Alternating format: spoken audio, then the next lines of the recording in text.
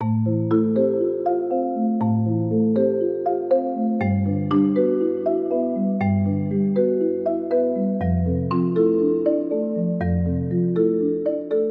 ouvintes da Rádio Espiritismo BH.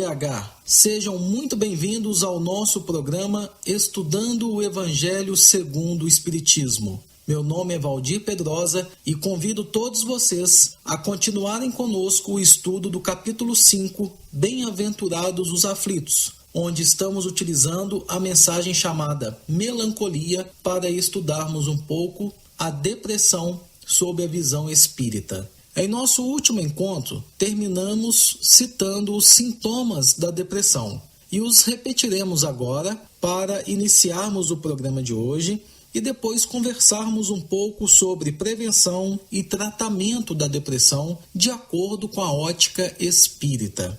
Então vamos lá. Quais são os sintomas mais comuns da depressão?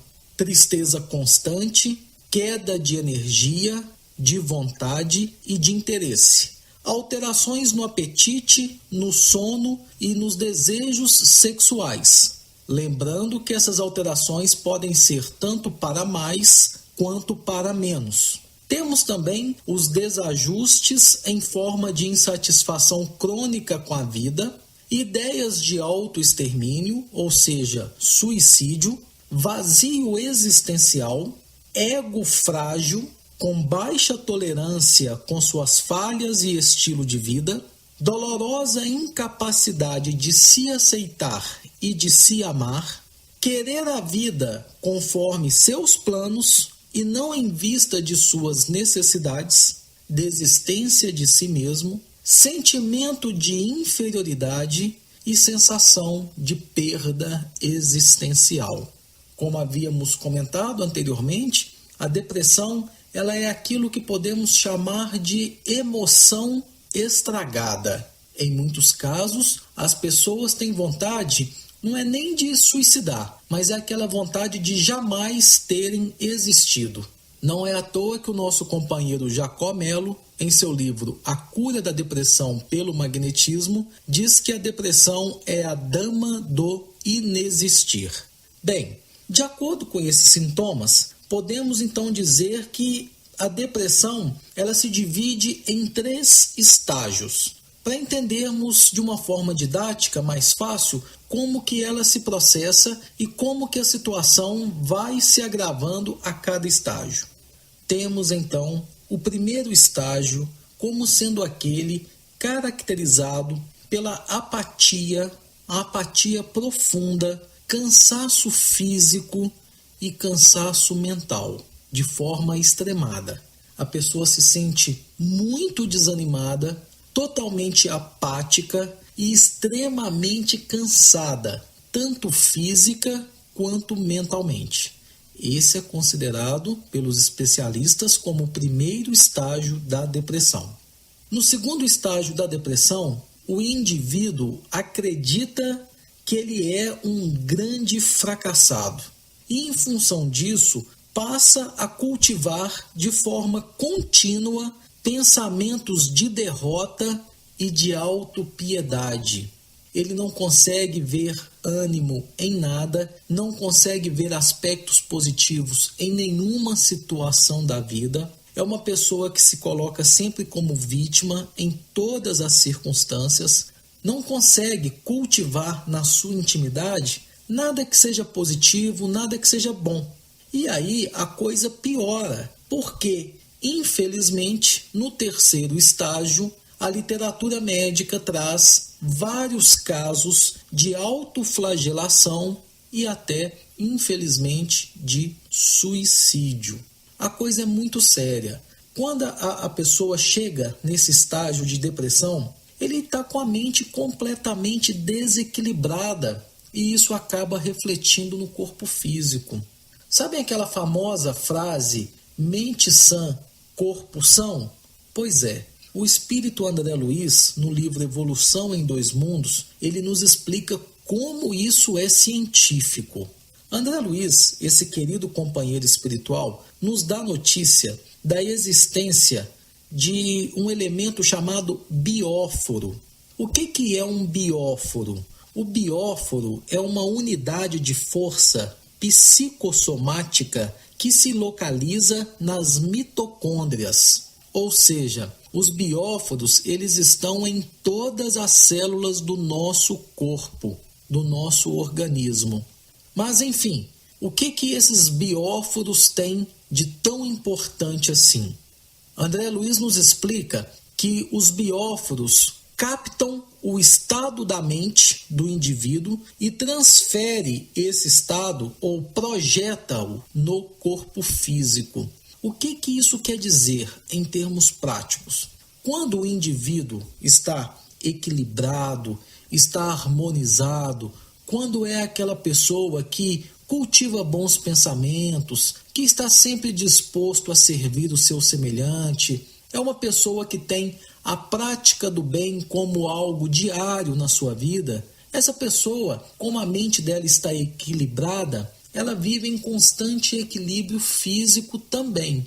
Por quê?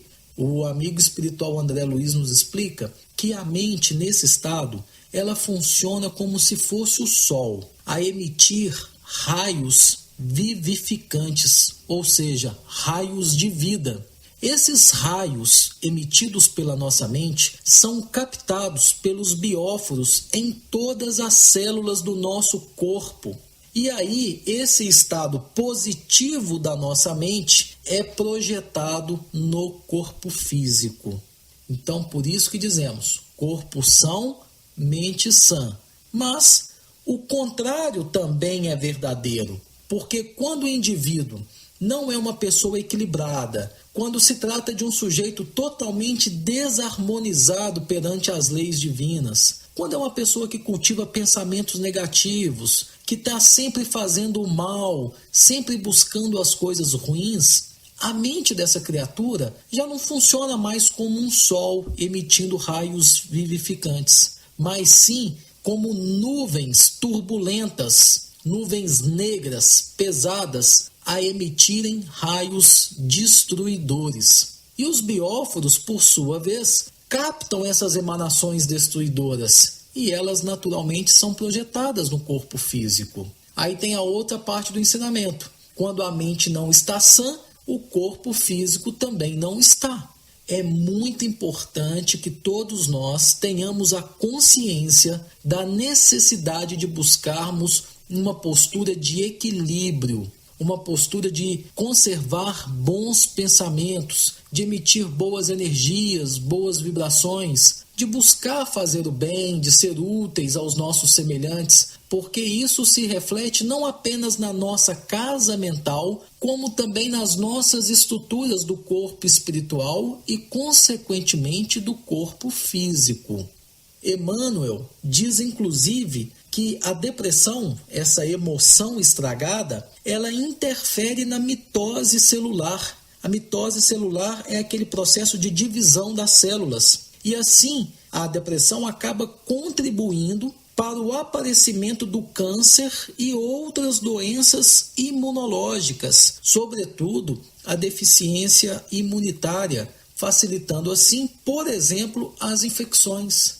Vejam, meus irmãos, como que a coisa é séria, como que nós devemos cuidar com esmero e com muito carinho da nossa mente. É uma lição que devemos aprender para colocar em prática no nosso dia a dia. E quanto à prevenção? Muitas pessoas perguntam, tem como prevenir a depressão? Tem.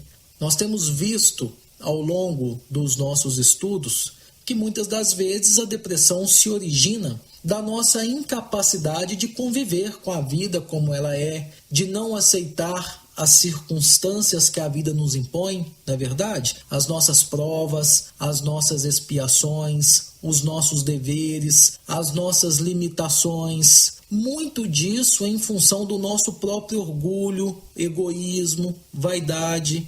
Então, como que nós podemos prevenir a depressão?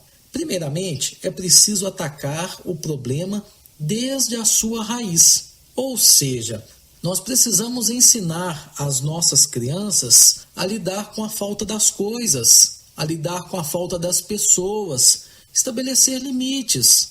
No nosso planeta, que é um planeta uma verdadeira escola onde nós nos exercitamos entre os caminhos das provas e das expiações, precisamos ensinar às nossas crianças que aqui nem tudo são flores.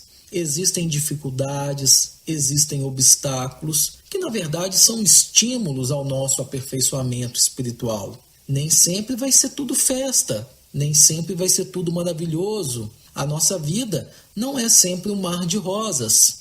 Em algumas situações acabam aparecendo alguns espinhos no meio do caminho, algumas pedras que nós precisamos trabalhar para sair dessa situação mais fortalecidos e melhorados.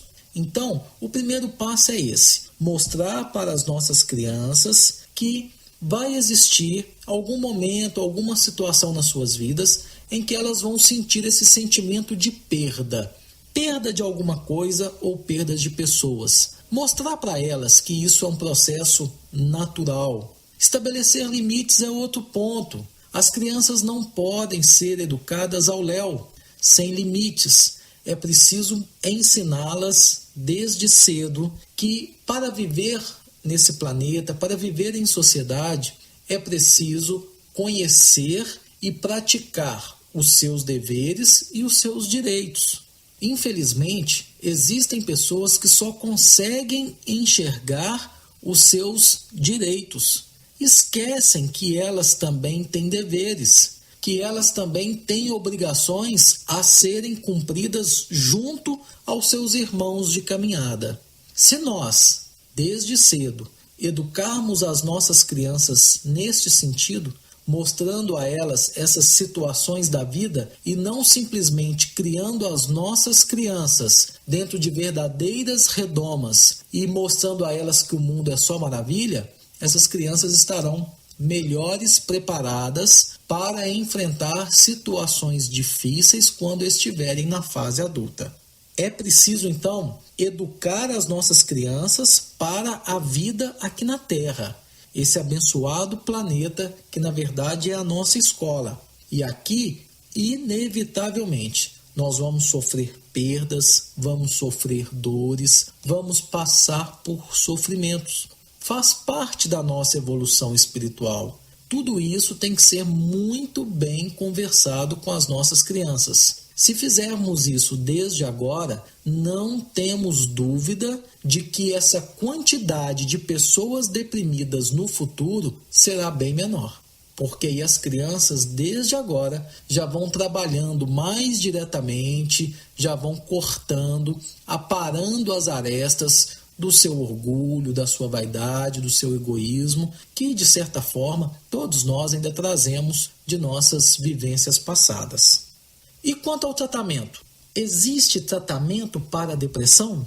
Como que o Espiritismo pode nos auxiliar nesta situação?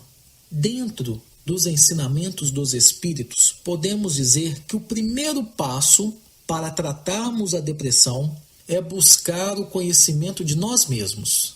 É conhecer-se, identificando ali aqueles pontos que são positivos na nossa individualidade, que precisam ser potencializados, que precisam ser otimizados.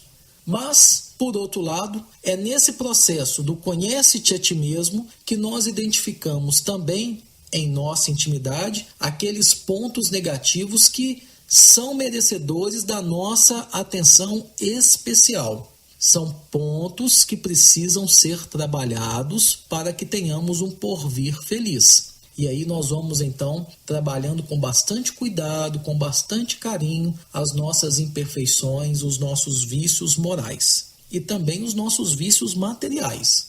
Dessa forma, aos poucos, o indivíduo vai recuperando a sua autoestima. Ele começa então a encontrar ou a perceber a divindade em si mesmo. Um outro aspecto importante do tratamento que a doutrina espírita nos auxilia é com relação à avaliação desses nossos recursos internos. Avaliar as nossas quedas morais. Por que nós ainda falimos nesta ou naquela circunstância? O que eu ainda preciso trabalhar? Quais são as pedras de tropeço que ainda estão na minha estrada evolutiva e que eu não estou conseguindo vencer? Essa avaliação é muito importante. Precisamos também, como parte do tratamento contra a depressão, exercitar o perdão aos nossos irmãos, mas exercitar também o auto-perdão, que é o perdão para nós mesmos. Nós precisamos nos perdoar. Não quer dizer que devemos ser coniventes com as nossas falhas. Não é isso. Nós vamos sim falhar e errar várias vezes.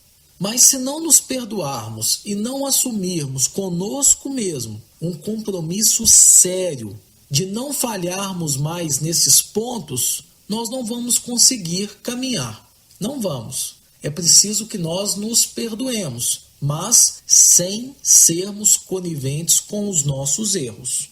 O que mais que o Espiritismo contribui no tratamento da depressão? O Espiritismo nos sugere o hábito de leituras edificantes, leitura de obras de cunho evangélico, de moral cristã, de estudos doutrinários.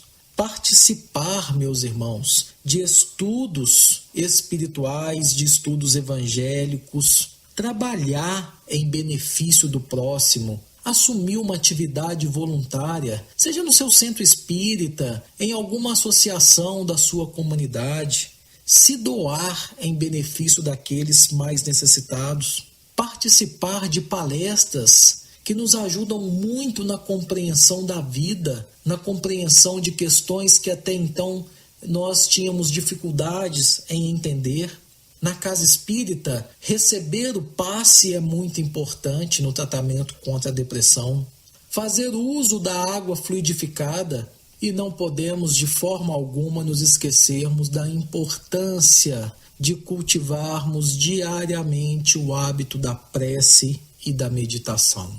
Através da prece, nós nos ligamos com as forças superiores da vida. E através da meditação, nós vamos conseguindo um encontro maior conosco mesmo e com o próprio Deus que habita dentro de cada um de nós.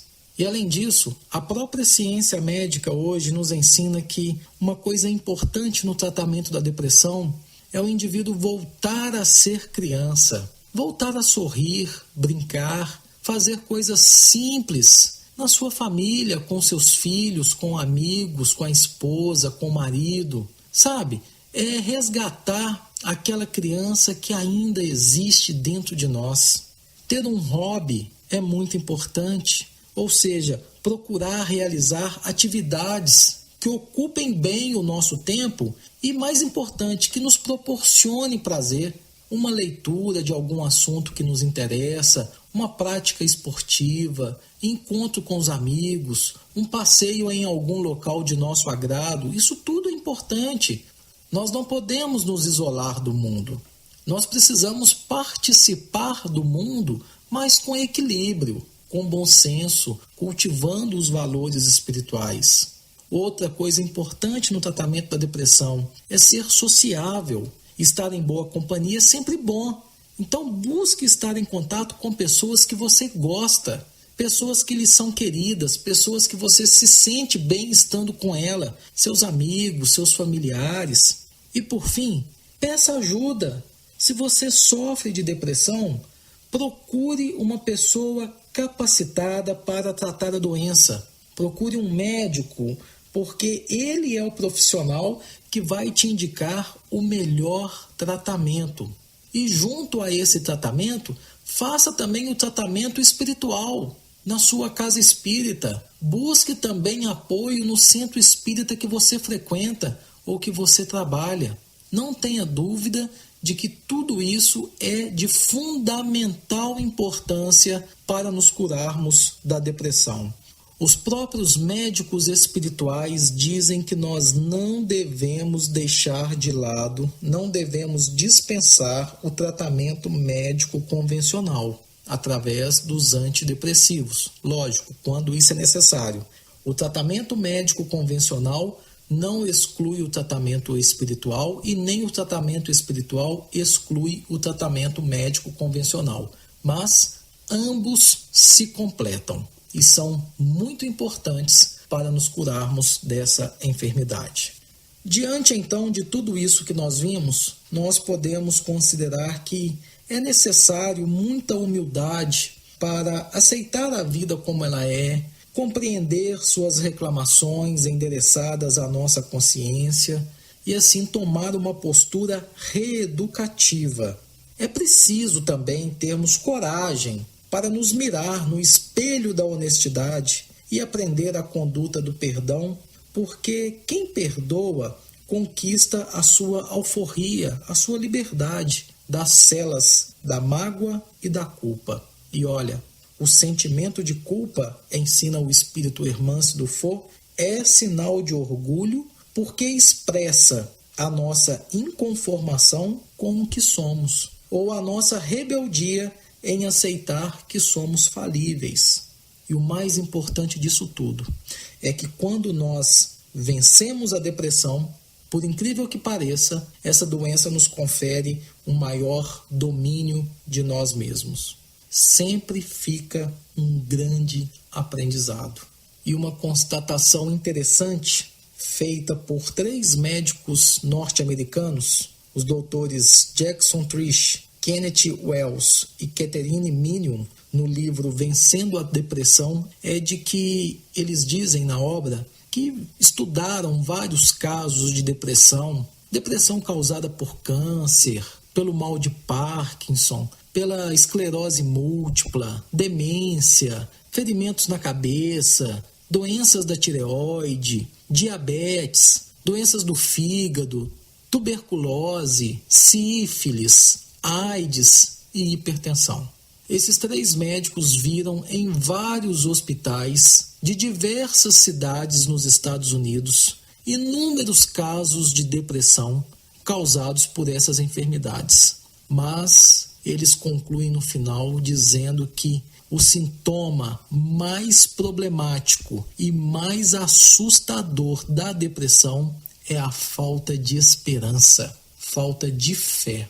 E para interrompermos o nosso estudo sobre depressão, os amigos da Rádio Espiritismo BH vão nos dar a licença que nós temos 2 páginas para as nossas reflexões. A primeira é de Emmanuel, que está no livro Pão Nosso, psicografado pelo médium Francisco Cândido Xavier, onde o Emmanuel vai justamente falar da importância da fé, porque a falta de fé e a falta de esperança foram os sintomas mais assustadores que esses médicos encontraram em pacientes deprimidos.